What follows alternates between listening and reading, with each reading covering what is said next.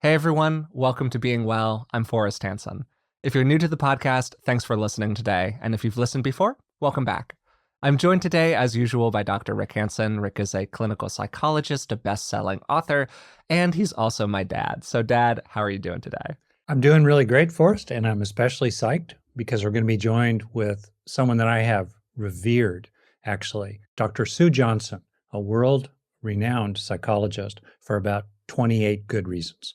Yeah, Dr. Johnson is the founder of Emotionally Focused Therapy, EFT, a gold standard evidence-based approach to couples therapy that's based on the science of attachment.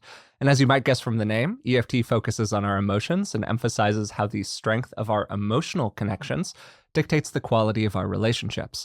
She's widely regarded, as you said, as one of the best, most influential couples therapists in the world and has written, I believe it's 7 books, including the best-selling Hold Me Tight and the recent primer for emotionally focused individual therapy, which applies the insights from EFT to working with individuals.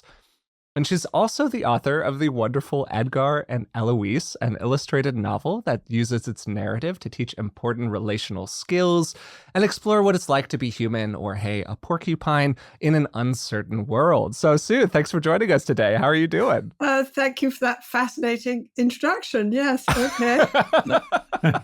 That's good. Let's talk about porcupines. Okay. Yeah, love it. Prickly on the outside and soft on the inside. Sounds like a certain attachment style to me.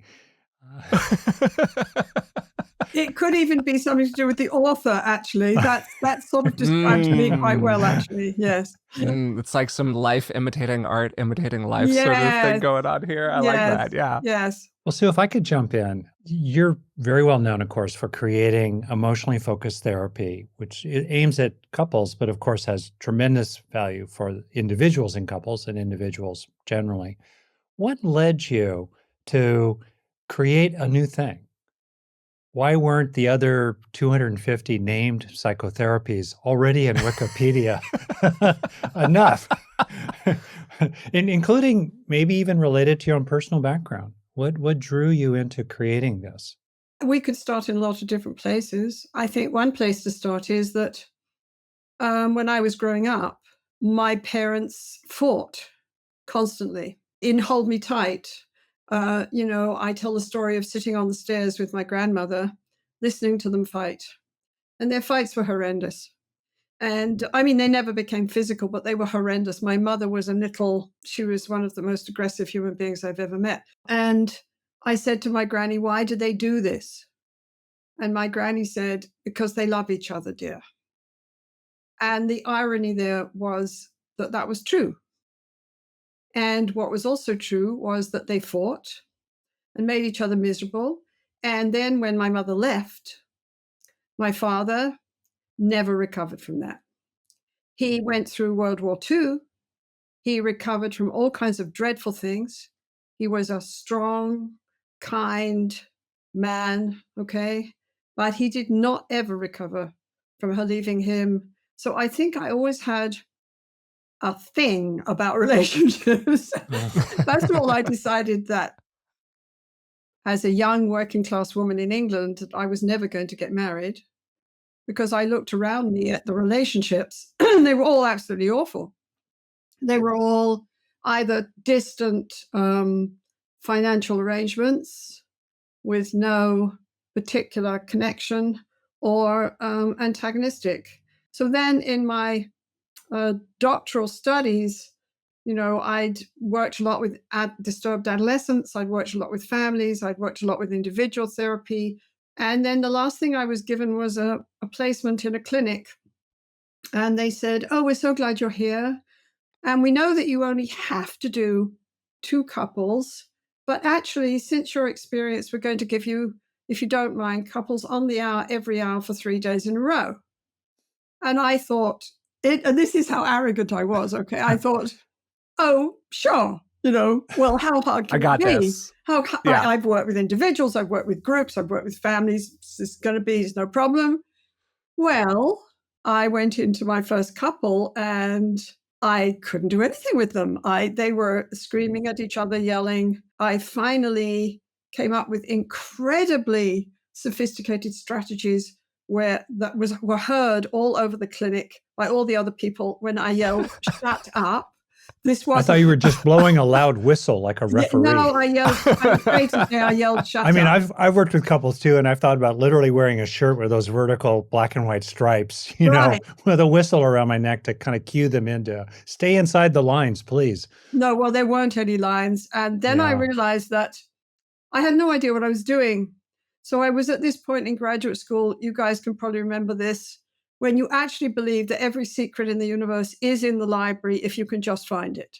So I went to the library and came out with huge amounts of books from psychoanalysis, behavioral therapy, behavioral couple therapy, and I started trying some of them, and it was all none of it worked.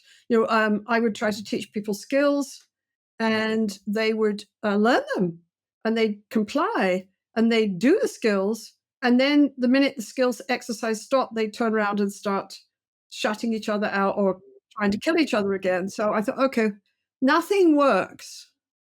And I thought the central issue here is I don't really understand what this drama is all about. And then I read books about how, well, love, you can understand, the Higgs boson, you can understand physics, but there's no way anyone can understand love. So I thought, well, I'm really in a pickle.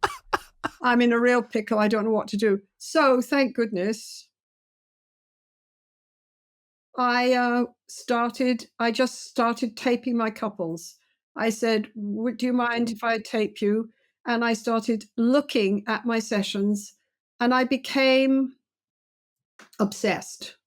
And I started gradually, painstakingly looking at things that seemed to work. And what seemed to work was Rogerian things like slowing everything down with empathic reflection, listening to the emotion behind the content. He's yelling at her because he wants her to make love more often. And he tells her, I want you to if you loved me, you'd make love to me 3 times a day. And I'm starting to feel exhausted just listening to him, and then and my first response is, oh, you're impossible, right? But it's obvious to me she's not going to leave him. So then I start to really listen to him, and I realize that this isn't high testosterone, which is what he told me in the beginning. This isn't incredible sexual obsession. He's in a panic. And when I start to explore it, he starts to tell me that the only time he feels that he's sure she loves him is when they're actually making love. And more than that, she has to have an amazingly powerful orgasm. And then he knows just for a moment that he's safe. So then I start to go into his feelings of not being safe and never being enough. And suddenly this demanding, impossible, totally unempathic man becomes vulnerable and starts to talk about how she's beautiful and he's not. He's short and square, and she was always clever and he's not. And she was really in love with his best friend, and she just married him because his best friend dumped her. They've been married for 30 years. They have 5 children. Okay, it doesn't matter. He's got this frame. So I started to listen to the underlying plot underneath all these huge dramas and started to put together ways to talk to people about their strong emotions and ways to help them talk to each other about them. And things started to change. But the interesting thing is, I didn't really know why it was working. Okay. I just knew Yeah. that it worked better than skills. I was driving down to see Neil Jacobson, who was the king of behavioral marital therapy at the time. And he would just listen to my ideas and laugh. He would laugh. And I was the strange little Canadian student who sat at the back of the room, and he'd say things like, you can negotiate for anything in a relationship. He said, you don't agree with that, do you, Sue? And I'd say, no, it's silly. The really important things you can't negotiate for. No, you can't negotiate for love, affection, and care. And he'd say, and everyone would chortle. But then I'd look at my couples and my results, but I didn't understand why. And then finally at a conference, he was there and somebody said to me, well, he's right. Relationships are just bargains. You can negotiate for anything. And what you have to do is get people out of their emotions and to be more rational. And, that's what and create good deals for everybody. And I said, that's nonsense. And this person said, well, if they're not bargains, what are they? Oh, they're bonds.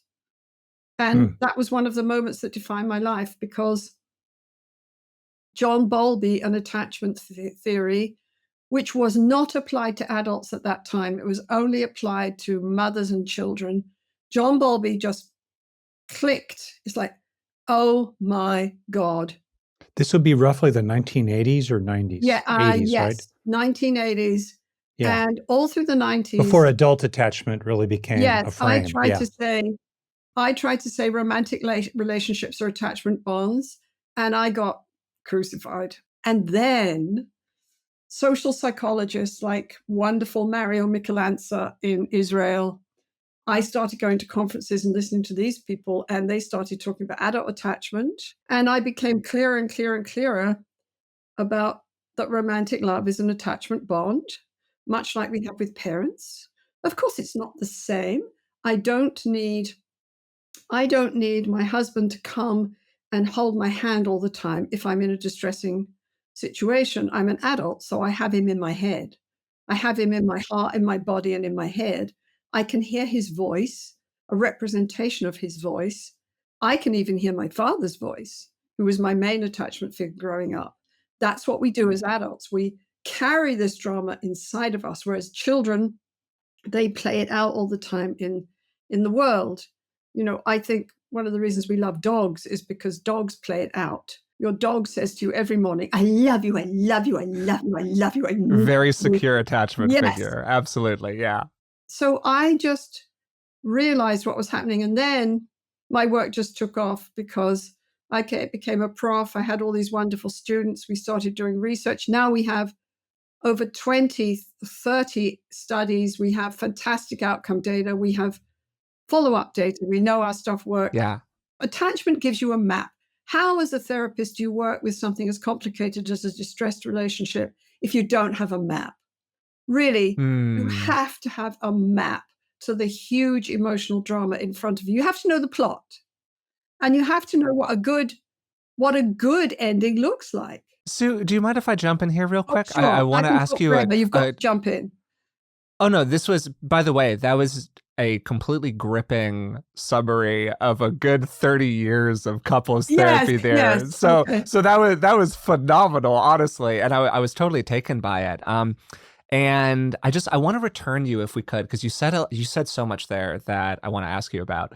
But you painted this picture in the beginning, right, of this couple who comes into the office, and you said, I can teach them all the skills in the world. But once they exit the skills demo, they go right back to killing each other. And then you started to unpack this guy's experience, right? Yes. How he was hungering for a more secure relationship. He had deep insecurities about the nature of his relationship with his partner. He was resurfacing this material from 30 years ago, whatever it might have been. And then you talked about attachment, how you were like, okay, an attachment can give us a map here. It can kind of explain to us or give us a sense of what might be going on inside of this relationship. And so what I'm wondering, Sue, is what the missing puzzle piece was that you found through your work to get those skills to stick in real life, as opposed to being just stuck in the demo. The missing puzzle piece is, if there is one, to be there so, there is one, all right. Forrest. The missing puzzle piece is, you don't have to teach skills. You have to sing to people's amygdala. And the music in their amygdala has been there forever, since we struggled out of the primordial ooze. We need connection with another human being to survive and certainly to thrive. Basically Freud was wrong. Sex and aggression are not the biggest instincts. The need to connect with another human being is the biggest instinct. And emotional isolation is inherently traumatizing in itself. And that's what attachment tells you. So attachment helps me understand the franticness of the drama that couples are caught in when they're distressed. It helps me understand the emotions. It helps me understand the longings. But the real piece is, if you can get people into what we call a bonding conversation, we call a hold me tight conversation. If you can get people into that conversation where they accept their own vulnerabilities, they're able to share them and reach for their partner in a way that pulls their partner close, and they have a bonding conversation, you don't have to practice it. You don't have to teach it. They will remember it. It's biologically prepared learning. They will remember it because their whole nervous system says, this is about survival. This is what I need. I can be here and be myself and explore and grow. This is it. Our research says, never mind just doing EFT, if you code these conversations on a videotape, which you can, if you code them, when people have these conversations, it doesn't just predict marital satisfaction, better sexuality, more trust, more secure attachment. These are huge. This is much better than just feeling better about your marriage. It doesn't predict just predict all these variables. It predicts less depression, less PTSD, because our biggest resource as human beings is to turn to another and know that another is there for us. Then our pain is manageable and tolerable, and we can work through it with somebody else, not when we're alone. The point is that our follow-up was fantastic. It stays, these things stay, because once you learn to have hold me tight conversations, you keep having them because they're so rewarding. It's like synchrony. Before COVID, I was obsessed with Argentine tango, but Argentine tango is not all the silly sexual stuff on Dancing with the Stars. It's an exercise in attunement. Right. It's an exercise in going to that place where you're open, responsive, and engaged, which is what happy partners are with each other. That's what you are in a bonding conversation: open, responsive, and engaged. So first, I just want to acknowledge you and your history as a pioneer.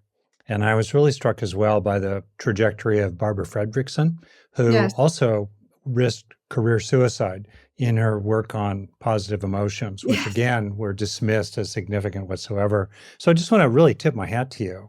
Probably part of the story too is being a woman in a typically male-dominated profession also at the time, much like Dr. Fredrickson. It is just really to me, a very worthy thing to just pay attention to. So my question is, if I could, what's it feel like from the inside to be in a bonding conversation?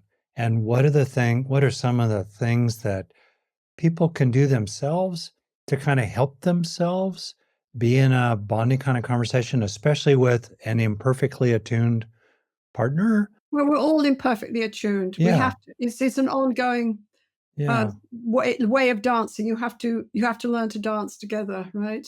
And you're always adjusting.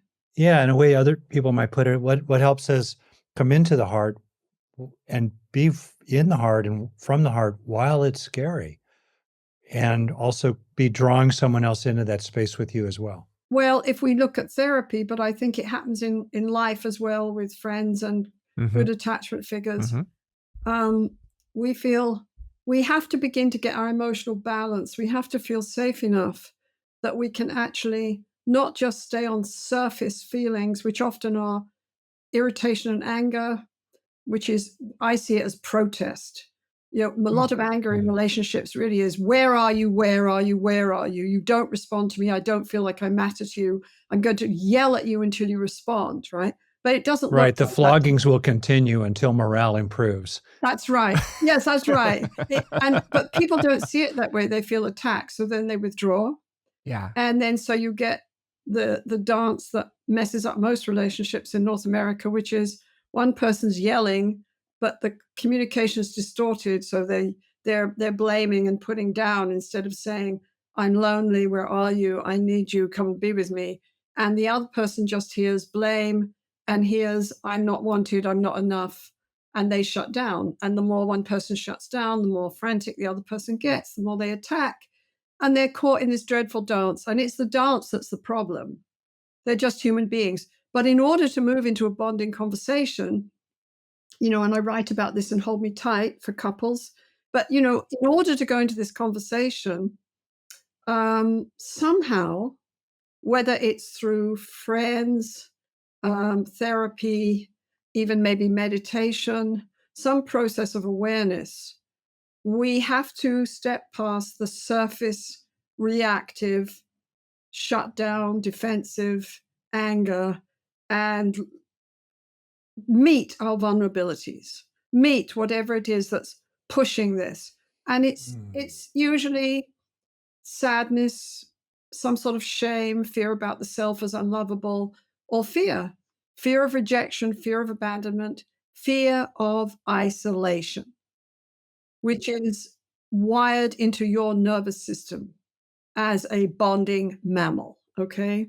And you don't get to choose that one.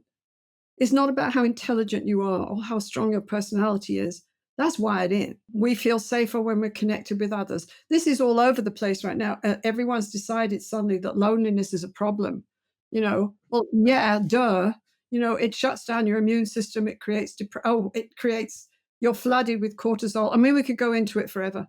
But, what attachment does is tell us about that vulnerability and tell us that it has logic and order to it. It's not a weakness.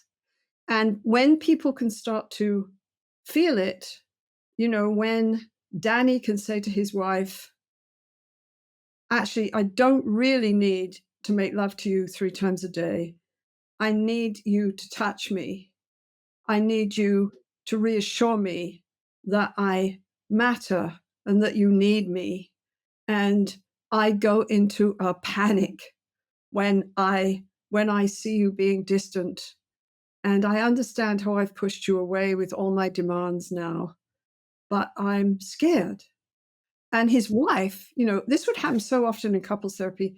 The other person would look like their partner had turned into an alien from space because they had. His wife says, basically, no, you're obsessed with sex, you're aggressive, and what are you talking about? You're not afraid, right? Who are you, right? And then I have to help her. I say, it's strange for you. You don't see him this way. He never shows you this part of him, does he? Then Danny starts to talk about his vulnerability, and it pulls his wife towards him.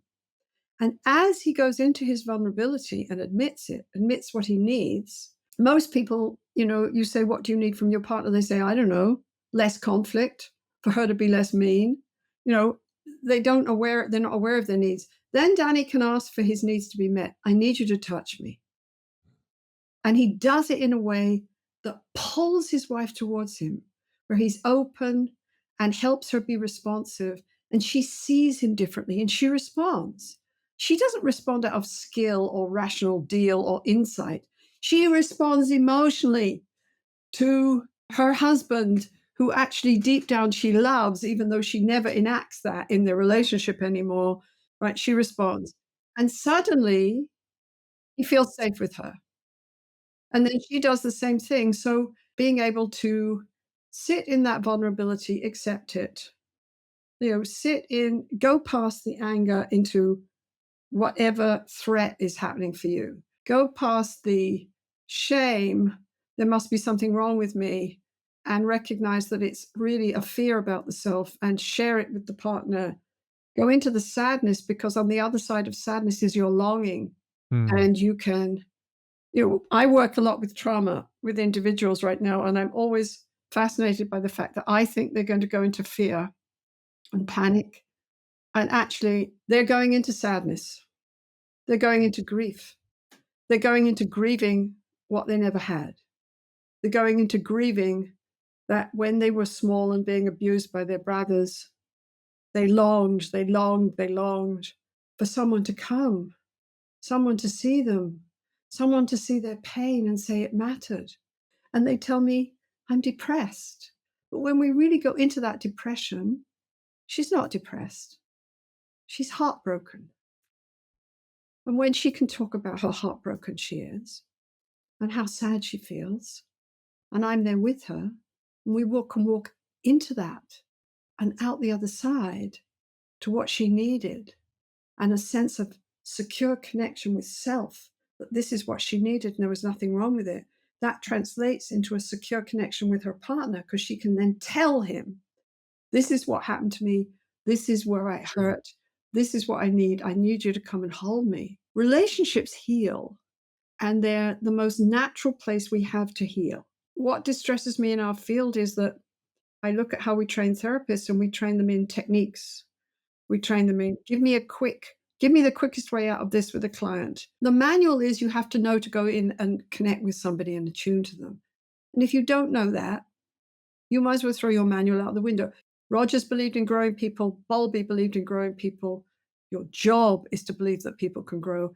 And if you see good love relationships, never mind therapy, when people fall in love, if it's a good relationship, they grow each other. To ask you about this, Sue, and there's so much there.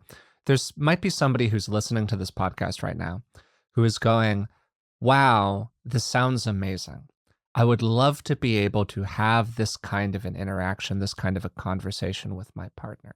But my experience is that they're just not that receptive to it. In a classic therapeutic setup, there's often one partner in the couples counseling who is more energized to be there than the other partner, and maybe they're kind of bringing along their partner who's doesn't really want to be doing this thing, either in like a therapeutic setting or just having an interaction with your partner that you want more availability from. What helps move people there in the first place? Well, if you look at the conversations in Hold Me Tight and you look at the way we do couple therapy, we don't start with saying to people, please be vulnerable. And, Yeah, we totally. Yeah. start with validating where they are and the fact they have good reasons for being where they are.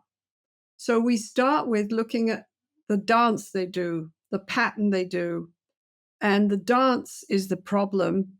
The dance and the disconnection, the dance of distress and the disconnection are the problem, not the conflict per se, or the fact that they're different, or, whatever, all the other ways of framing the problem is. And we talk about the dance. So we say, do you notice? They'll tell us all this content and we listen, but then we say, do you notice that what happens here is you don't feel heard, so you raise your voice. And the more you raise your voice, you're trying to get, what do you say, get through to him. And you start pointing things out and you get more and more upset. And I noticed, Peter, that as your wife does that, you turn away, your face goes flat, you look out the window, you shut down. And the more you shut down, the more you shut her out. And the more you feel shut out, Mary, the louder you start to yell. Have I got it? And they'll say, oh, yes. And I say, you've been doing this for 20 years. Yes. Oh, my goodness. That's such a terrible dance, isn't it? And it's taken over your relationship. We all get stuck in patterns. People start to see where they're caught. And then a therapist makes enough safety that the therapist starts to be able to, we call it finding the raw spot, starts to be able to validate these vulnerabilities. Like I might say to Peter, of course you shut down, Peter. Of course you do. From what I know about your family, that was the only safe thing to do. There was no other choice. You had to learn to numb out. Let's talk about that. What happens to you when your wife starts to yell? You say, oh, I don't know. But he does. I just have to hang in with him, right? And so I ask him very simple questions. What's happening right now when you look at her face? What's that like for you? What comes up? And of course, what comes up is some version of, well, I'm uncomfortable. And where do you feel that in your body? Well, I'm tight in my chest. And then what happens? What do you say to yourself? I say to myself, I'm never going to make it with her. It's hopeless. I'm not what she wants. And then he starts to weep. And then we turn and use that in a bonding conversation. We turn and say, we support that, we validate it, we hold it, we regulate it, we've evoked it, and we regulate it at the same time. And then we help him share it. to change the drama. New emotional music, new dance. Can you turn and tell your partner, please? I do shut down. I do. I shut down because I feel like I'm going to fail whatever I say. I don't know how to give you what you want, and I'm failed, and I'm the big disappointment, and I can't bear it. You matter so much to me. That's why I shut down. And then we help his partner hear that. Well, that's the beginning of a bonding conversation. But where you share vulnerabilities and fears and needs. But couples have to go into it if they've never seen it. Literally, it's hard for you to do a dance you've never seen. Yeah, a lot of people don't have good modeling around any of this. Yeah. Right. Some of them do. If you've had a good relationship with a parent, you maybe know it. If you've watched your parents in a good relationship, you know it. But some of us have got no models at all. And so then the therapist or a story that has to show you that's possible. Our society these days, there's a lot of messages out there that this isn't even possible. That the way, that the way to have a relationship is to if once you're familiar, it's going to be boring. And the only way to have great sex is to have affairs and not tell each other. And it's all about you and how self-sufficient you are. This is rubbish. Relationships are water for us. I mean, what I've seen, and again, I'm thinking here about people whose 99%, if not more, of their interactions will not be with a skilled couples counselor. They will be in the wild, as it were. And so, one thing that I've just seen that's hopeful to Forrest's question, and it's been my journey as well as a kid who was, I grew up as a kid who was very shy, socially awkward, felt horrible about myself. So my own journey, and I've seen it in others, is, and I just want to check this with you, I think you'll agree, beginning with self-awareness, opening up to oneself, tuning into oneself, and being resourced enough in various ways to start getting in touch with yourself. It certainly does help to have models where basically whatever the other person does in an important relationship, if you can be that person who's relatively centered and in your heart while you speak and sharing your experience and being in your experience as you in your experience as you name your experience. Yes. In other words, being congruent in a very Rogerian kind of sense. I adore Yes. Carl Rogers. So there you are. That does tend to draw most people eventually into that, dare I say it, resonance with you. And if you're rested there multiple cycles with another person and they continue being a total jerk, that's a clue. But most people do kind of come to you. It's funny that it's like the strongest move is to be the most vulnerable person in the conversation. You're right. And I love what you just said, and it's beautiful. The thing is that you have to have your ground underneath you for that. Definitely. And we all lose our balance at times. And when I watch people at the beginning of EFT and EFIT, individual EFT, the first bit is about getting that balance. Because what we want to do in EFIT, in individual therapy, is to create this secure connection with self, as well as then translate it to others. And that means literally changing the way you relate to yourself, which is we're trying to help people relate to themselves with more acceptance, more awareness, and often what we'll do in EFIT, for example, is rather than inviting somebody into new emotions, more vulnerable emotions, and their needs and longings, and then asking them to share it with their partner, we'll have someone close their eyes, and see the small, vulnerable, traumatized self. And it's fascinating because you say, can you see this small part of you, this part of you that you never talk about, that you say is weak, pathetic, that you never let yourself feel, but you did just let yourself feel right there? Can you see that small 10-year-old boy? It's fascinating. And he says, no, I don't see him. There's nobody there. He's a ghost. He's a ghost. Ah, so you help me. Nobody saw him. You've practiced for years not seeing him. Seeing him is not allowed. If I understand what you just said, it's heresy. So what you're telling me is you can't see him at all? That little boy who never belonged, who was sad all the time? You can't see him. And if you hang in, he says, I can't see his face. Say, I see, okay. But if you were there with him now, what would you want to say? And he comes up with some huge intellectual thing. So then I slow him down again with my voice. We know how to do this, by the way.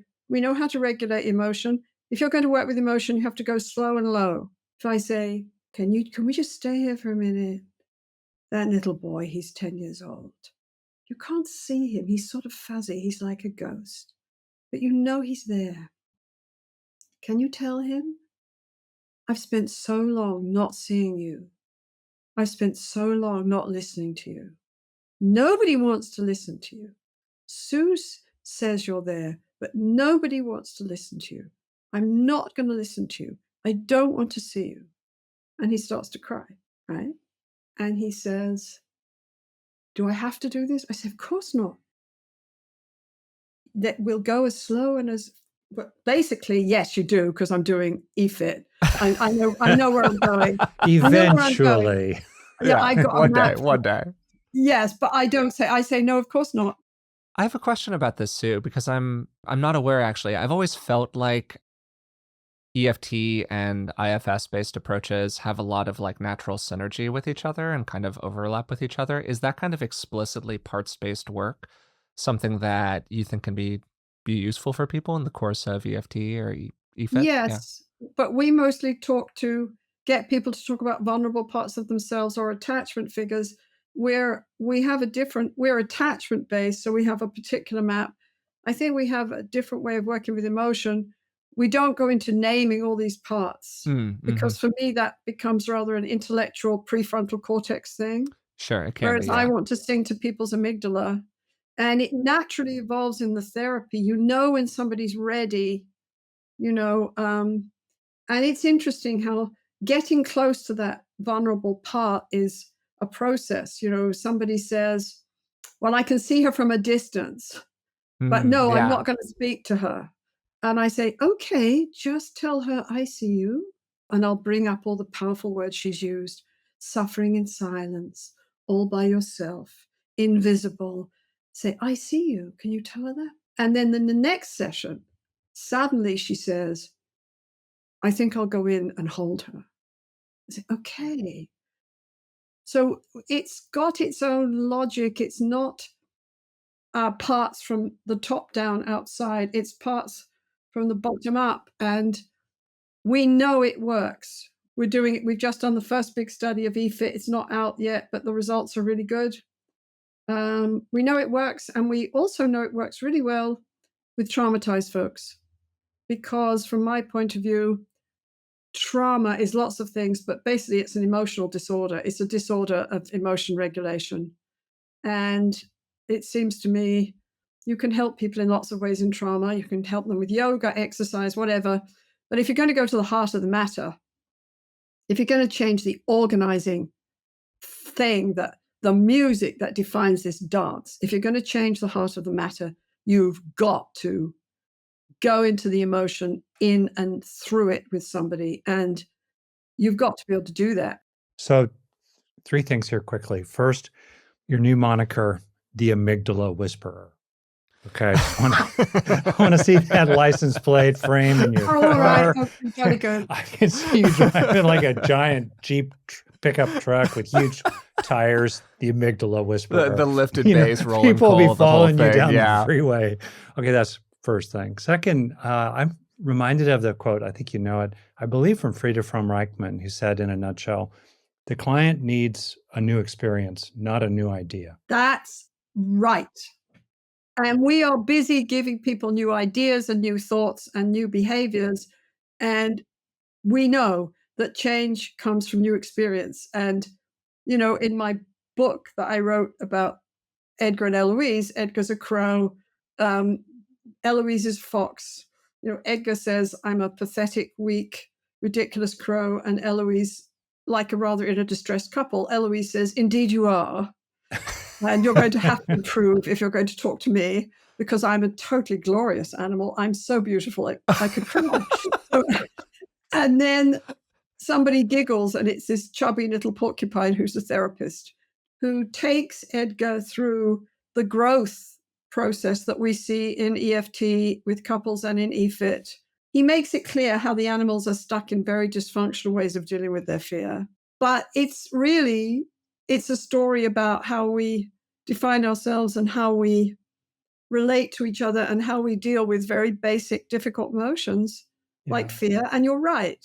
It starts with awareness and being able to be grounded. And lots of times, that groundedness, we need the help of another person. So I want to ask you an oddball question. Go on then. That's really alive for me because, of course, I'm in therapy with you right now. So unbeknownst to you, Okay. I'm getting some personal value here. And I want to see if I can frame my question clearly.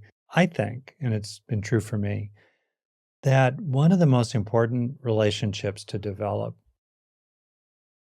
and this gets a little mysterious in how we language it, is to develop a relationship with the inherent core within ourselves and thus within every being that is all right, that is fine, and that is awake and wakeful and sweet and beautiful and content and wise. And that inner core is we often become alienated from it. I certainly was in our upbringing. We live in a kind of chronic inner homelessness, alienated from that innermost core. And there's just something fundamental in the healing process where we get in touch with it. Other, traditions like Buddhism talk about innate goodness, and for others it may move into something even transcendental, the soul essence, so forth. But whatever it is, mysteriously, what's our relationship with it? Coming to terms with that core and our relationship with it just seems to me to be something important. And I wondered if you could comment on it. That resonates with me totally. I think the tricky part is that I'm always fascinated by what blocks that. Yeah. What blocks our focus on ourselves, our willingness to explore ourselves, our willingness to accept what we feel, our willingness to be in the moment and say, what is happening to me right now? What blocks that?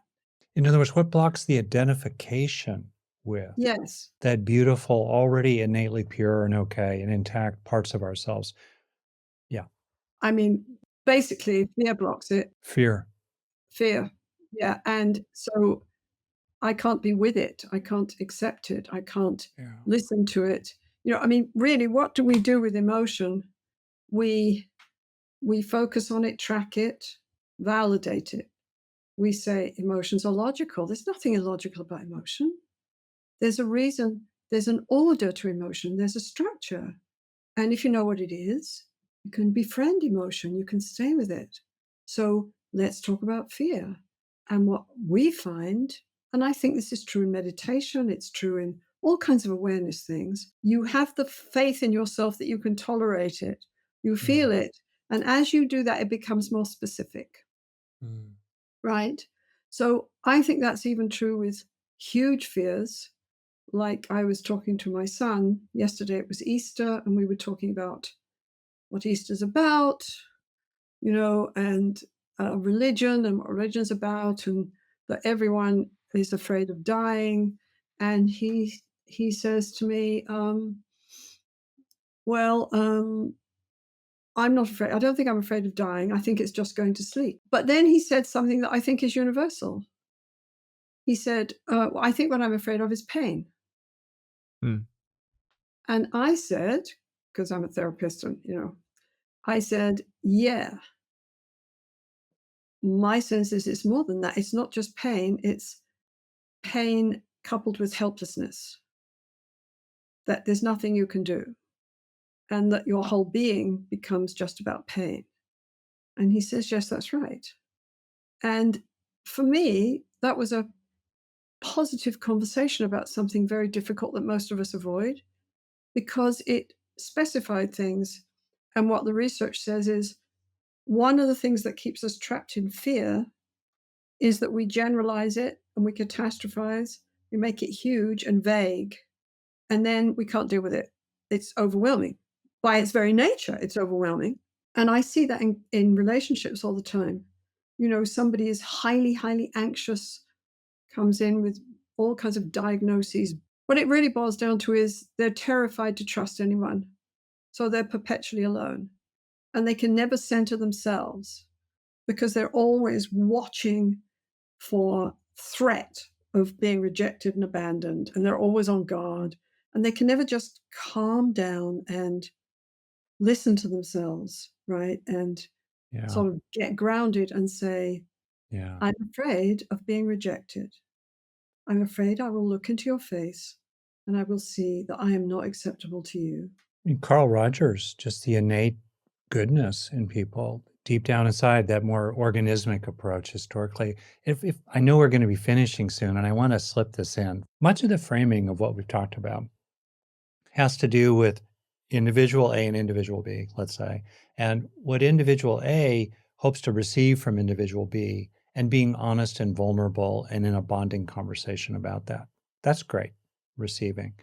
I find myself thinking about, for me, one of the great attachment theory books of all time, The Runaway Bunny. And basically, as you well know, the little kid bunny goes through these various things and ways in which it will run away from them. Seems like a mommy bunny, turn into a cloud. And the mommy bunny says, I will be the wind and follow you. Or little bunny says, I'll be a fish. And the mama bunny says something like, I'll be a whale and follow you. We want to know that we won't be left behind. We want to know that they will seek us. They will That's want right. us enough to seek us. And so I'm thinking now about that foundation of secure attachment, one aspect of it, kind of looking to the other side of the equation from what we receive from others, to really communicate to others when it's true for us that I care about you. You do matter to me. I will come for you. I might not do it perfectly at first, but I'll work my way through the brambles to try to connect with that beautiful innermost being in you that I recognize and care about.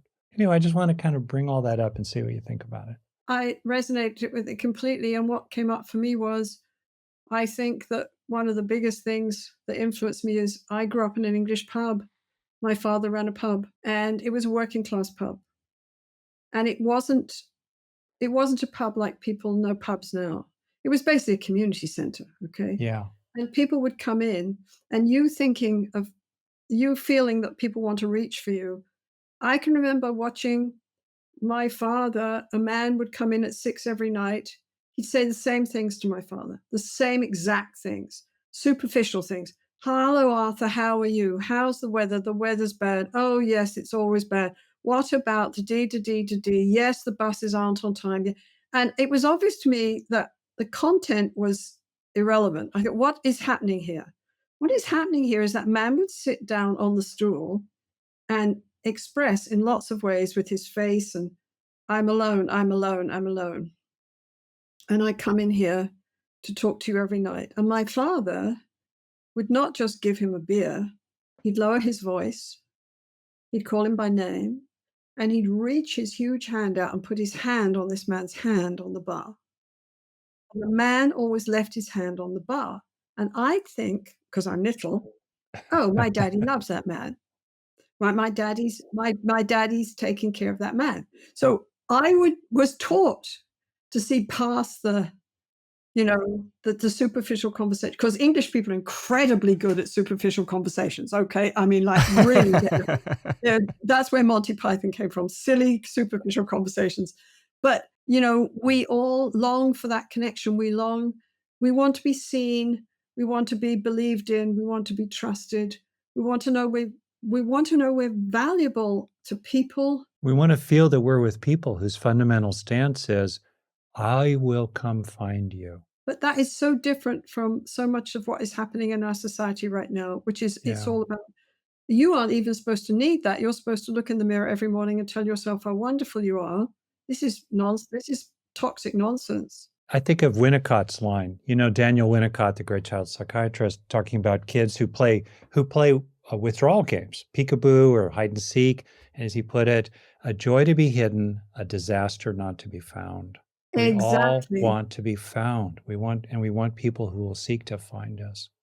And then it's obviously important to be findable. I think that's one of the reasons we all have this huge epidemic of depression, particularly in young women, but everywhere, and we're all dealing with the results of COVID. But, I was waiting at the baker's the other day, and I'm in a line down the street because this is a very good baker, and this very little, very elderly lady stands, and I start talking to her, and she says, I think I'm going to go back to Denmark where I was born. I say, goodness me, how long have you lived here? She said, oh, 30 years. I said, what would have you going back to Denmark now? She said to me, when I first came here to the west coast of Canada, I felt safe and I felt like people cared for me. And that if I fell down in the street, everyone would come and lift me up.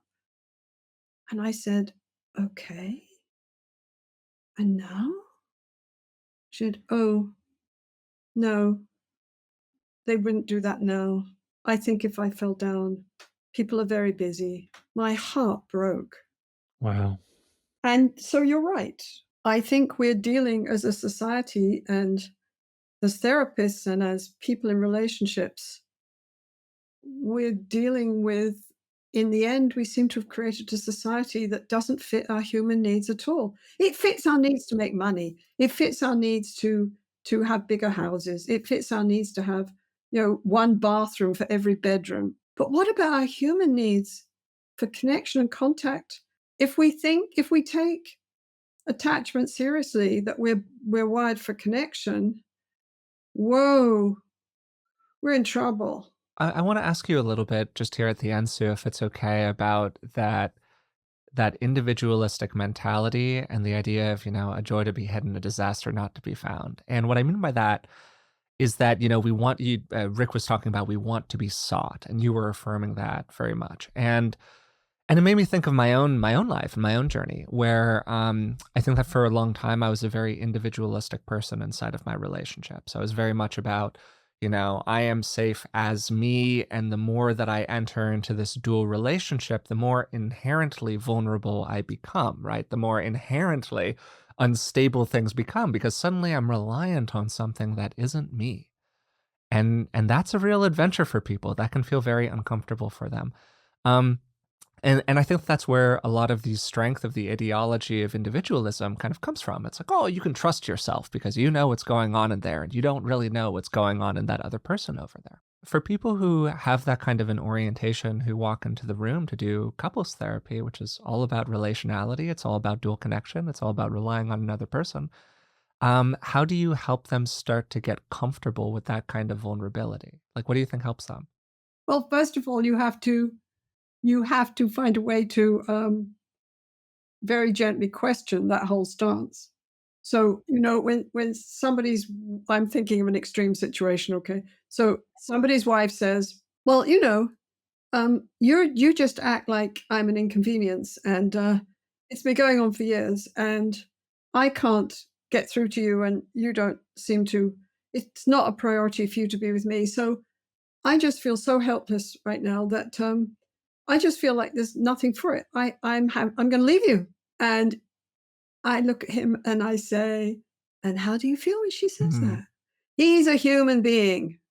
Whether he likes it or not, his nervous system is zinging, okay? There's part of his brain that's in a panic, or he's dead. Those are the only two options. Or he doesn't care about this relationship. And he's already told me he does. He's Maybe. paying for me to do couples therapy, okay? So 99% of the time he does. So I say, how do you feel about that? And he says, fine, fine, fine. I just stay there. If you're going to sing to the amygdala, you don't do it once, because the first time you do it, the amygdala says, no, not doing that. The next time you do it, the amygdala says, forget it. The next time you do it, the amygdala says, what did you say? Next time you do it, the amygdala says, well, yeah. The next time you do it, I gotcha. So I turn around and say, could you help me? But notice my voice. If I do it high and fast, it doesn't work, because I'm creating safety at the same time as I'm doing it. So I say, your lady just turned and said, and I'll load her message. I don't know how to find you. I can't find you anywhere. I'm all by myself. I have to give up and leave. I'm going to leave. I'm going to have to leave you. Do you care at all? Your lady just said that, and you said, what did you say? Fine. Is that what you said? Yeah. And then I'll do it again. He says, well, there's nothing I could say. Right, I understand. There's nothing you can say. So she turns and she tells you, I'm going to give up on you. And you say, fine. That's what you say, fine. When she says, number 3, I'm going to turn and walk away. Number 4, that would be really hard for most people, but you say, fine. How'd you learn to do that, to turn into stone? You turn into stone, yeah? And he can't do it because he's a human being and he's an attachment bonding mammal. And he says, well, there's nothing to say because she's already left and she doesn't want me. And he starts to move into his pain. But the point is, I know it's there because I have a map. I know how to go into it because I have a map. If I'm a therapist who's never been taught to do that, I'm going to do something like say, oh, so it's okay for you, then maybe this relationship is finished, or maybe we can, what would you need to in order to stay, Mrs. something, or, whatever. And I'm going on about heterosexual relationships here. I mean, we deal with all kinds of relationships. We deal with gay relationships. We deal with relationships across cultures. We go across cultures and religions and races and sexual orientation because we It's all have the universal. same nervous system and we're all bonding mammals. Yeah. Yeah. And I think what you're emphasizing totally here, Sue, is that the relationality is inherent, even if there's vulnerability Yes. alongside it. So the vulnerability is the vulnerability. It is what it is. The relationality is part of who you are. So it's all about learning to deal with the vulnerability that's inherent in that, but you can't just turn it off. It's not a switch you can flip unless you are an extremely disordered person. But yeah, That's empowering for the therapist. Like one of my most lovely clients, he started off very intense, very intellectual man, said, therapists can't deal with me, Most therapists can't deal with me. I'm much too encouraging, much too intense. And, and also I don't like going into all this feeling stuff. Okay. Do you understand? And I said, yes, I understand. I'm hearing, and then I reflect it back to him. But inside I'm saying, oh yeah, we'll see about that, buddy. Because I got a map and I see you, and I worked very hard for 35 years to be able to see you. And I got my binocs. They're not foolproof, but they're damn good. And I see you, man. So I'm coming for you, which is like you saying, we all want to be found. Yes. We all want to be found. There's that pursuit orientation. Well, I absolutely love this, Sue. And I think that it's a fantastic note to just kind of wrap our conversation today on that idea of we all want to be found. Hey, you guys are fun to talk to. You guys are. Oh, thank you. You're great to talk to too. You are such fun to talk to. I can't believe it. I just feel like you should give interviewing Sue lessons or something. I don't know what. Oh, well, thank you, Sue. Well, this is just wonderful. Just wonderful. Seriously, thank you so much. And may this be helpful to many, many people. May it be helpful. And it's been a delight to talk to you. And there's so much here to talk about, I mean, we all need to grow and keep growing. And I grow, from listening to you, from doing these, from every client I see, I grow. And yeah, it's been delightful. I appreciate you inviting me. Thank you so much. It was amazing fun. Today, we had a wonderful time talking with Dr. Sue Johnson about emotionally focused therapy and her work with couples over the last 40 years, something like that, 35 years. And we began the conversation with Sue giving really a wonderful recap of the last 20 to 30 years of couples counseling therapy and the adventure that the field has been on, from starting with an approach that still exists to this day, that's very much focused on skills development and a framework of relationships as essentially a tit for tat. I'll give you this if you give me that, and everything's just about negotiation. And Sue's work really moved couples counseling and relational therapy in general into a framework that was focused on, hey, it's right there in the name, emotions and the emotional relationship inside of the partnership. And this emotional relationship is itself based on a lot of the work done by John Bowlby and Mary Ainsworth that developed attachment theory. And as Sue said a couple of times during the conversation, she views attachment theory as a kind of map. It's a model that can help us understand what a secure relationship looks like and also what a not very secure relationship looks like. And we can start to view the patterns that emerge in our relationship, these cycles of conflict, through the lens of attachment theory.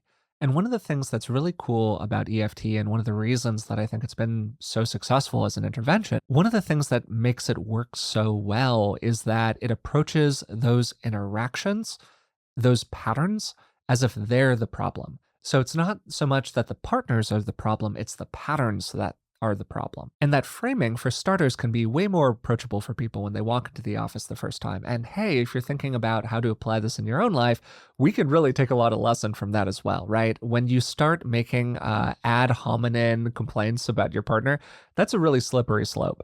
But you can look at behavior or patterns or recurring conversations and frame them as not necessarily getting you where the partnership wants to go. And I didn't really ask Sue about this explicitly. I kind of wish we had had time to unpack this a little more, but we just talked about so much different stuff. It feels like there is a kind of pattern in the therapy itself, EFT, where the couple comes into the office and she talked about first establishing a secure basis of trust between the people. And again, we can apply all of this in not a therapeutic context to just being more skillful in our relationships in general. So you establish that basic identification with the person who has a complaint. Hey, yeah, I see where you're coming from. Wow, it makes sense that you would feel this way based on your own attachment history.